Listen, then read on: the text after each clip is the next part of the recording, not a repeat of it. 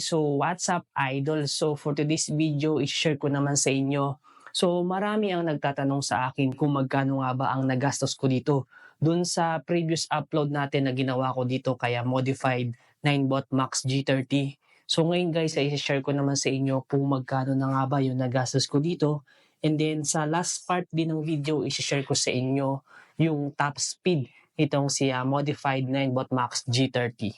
Regarding pala sa price, so estimated price lang yung mai-share ko sa inyo.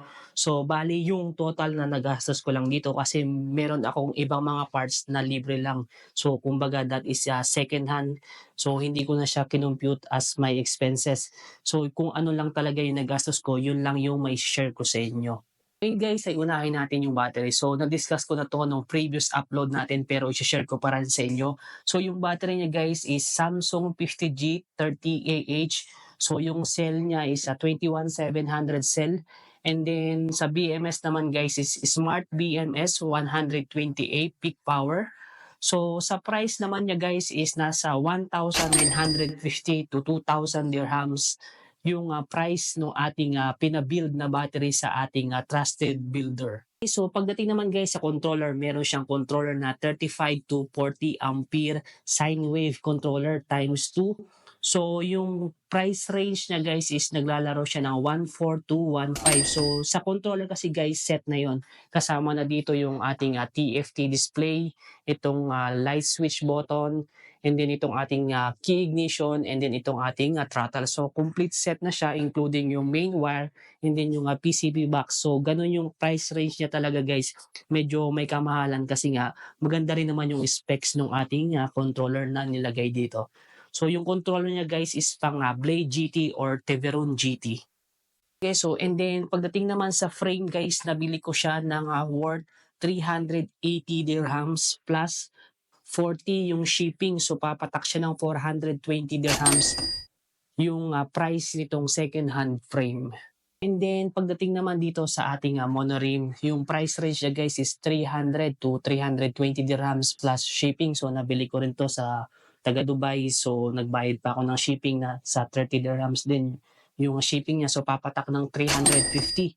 And then ito naman guys, itong ating rare footrest, nabili ko siya sa online ng 180 dirhams. And then dito guys sa ating stem adapter, ang price niya na nabili ko sa second hand is 100 dirhams. And then dito naman guys sa ating sticker, yung price range niya guys is nasa 80 to 100 dirhams. Kasama na yan pati dito and then dito sa mismong harapan kabilaan. So ganun talaga yung price range niya. Okay, so and then dito guys sa pag-paint naman guys nasa 50 dirhams lang kasi hindi naman ordinary paint lang naman yung ginamit ko dito. Okay guys, so and then pagdating naman dito sa ating motor hub. So actually guys, nabili ko siya ng second hand. So nabili ko siya ng dalawang piraso. Yung isa kasi guys, ito may problema to. Inayos ko lang. So meron siyang problema about sa hall sensor and then sa wiring kasi nasunog yung wire niya. So inayos ko lang. So bali yung isang piraso lang yung nabayaran ko which is 300 dirhams. Yun lang yung nagastos ko dito. And then yung gulong, free na lang yan kasama na ng motor hub. So sa mga parts naman na hindi na tayo gumastos, so dito guys sa hydraulic brake hindi na tayo gumastos, libre na yan. And then sa rotor disc, libre na rin. And then sa tar, ayan, libre na rin yan. And then dito guys sa headlight, kung makikita nyo, libre na lang din yan. Handlebar, free na lang din. And then itong ating handlebar holder, ayan, free na lang din. Rubber grip, ayan, libre na lang din. So yun yung mga parts na nakalibre ako. So dito guys, linawin ko lang. So wala pa dito, hindi pa dito kasama yung expenses sa labor kasi ako naman yung gumawa. So yan lamang muna yung ma-share ko sa inyo na expenses ko dito sa ating electric scooter. Okay, so dito guys, yung total expenses na nagastos ko dito based dun sa calculation ko is nasa 4,660. So linawin ko lang guys, dito guys, hindi pa kasama yung labors and then yung mga accessories pa na dinagdag ko dito. So nakadepende na lang sa inyo. Pero mas sasuggest ko sa inyo kung balak nyo talaga mag-build, piliin nyo yung magagandang quality ng mga parts para nang sa ganon, hindi masayang yung inyong build. Ngayon guys, i-share ko na sa inyo yung top speed ditong ating modified 9bot Max. Pero bago tayo mag-start, i-share ko muna sa inyo kung ano ba yung specs ditong ating electric scooter. So meron tayong 60 volts na 30Ah Samsung 50G with smart BMS. And then sa motor hub naman, meron tayong 1,200 watts times 2. And then sa controller naman guys, meron tayong Teveron GT na 35 to 40 ampere. And then sa display guys, meron tayong TFT display. So, and then guys, sa battery, meron na lang tayong 65.4 volts remaining. Ayan, so 93% yung ating battery. So bago tayo mag-start, i-share ko muna sa inyo yung aking settings just to be fair with you. So yung ating front controller and then sa rear controller, nakaset natin siya sa 60 ampere. Ayan guys, kung makikita nyo, F current and then rear current is 60. So ayan guys, naka-maximum setting siya sa gear 5. And then gagamit din tayo ng GPS para ma-share ko sa inyo sa actual in GPS para maging fair ako sa inyo sa top speed. Okay guys? Ngayon guys ay i-test na natin sa top speed itong SIA Modified 9 Max. So naka gear 5 na tayo. So i-test na natin siya sa top speed. Okay guys?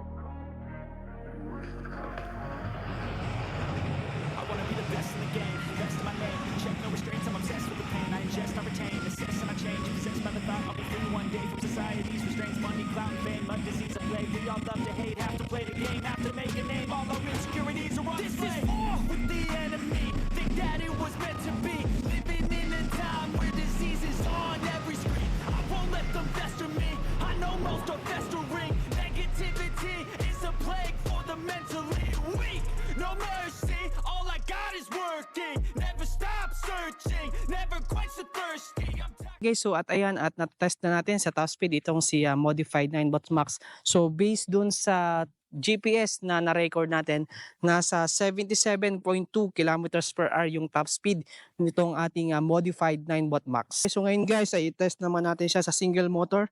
So i-check nga natin kung ilan nga ba yung top speed niya sa single motor lang. Okay guys?